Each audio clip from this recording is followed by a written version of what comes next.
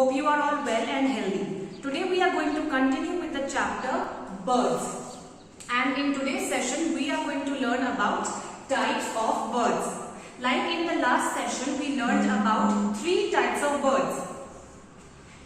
They were flesh-eating birds, scratching birds and perching birds. Now in today's session we are going to learn about the other 3 types of birds.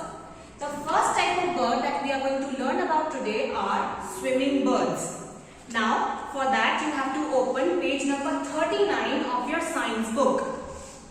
So let's learn about swimming birds. So there are birds like duck and goose. Birds like duck and goose have webbed feet. Webbed feet help them to swim. So now we are going to learn about wading birds. Here we can see that wading birds like crane and herons have long and thin legs. So they have long and thin legs.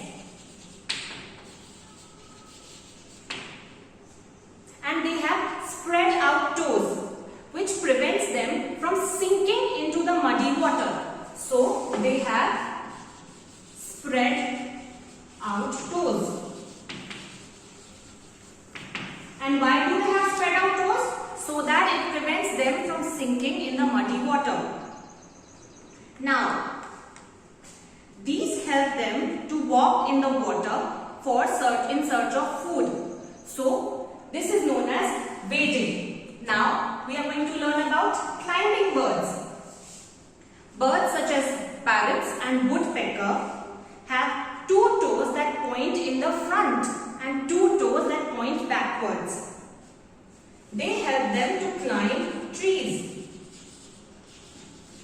So climbing birds have 2 toes in the front and 2 at the back. And why is it so? It is because it helps them to climb trees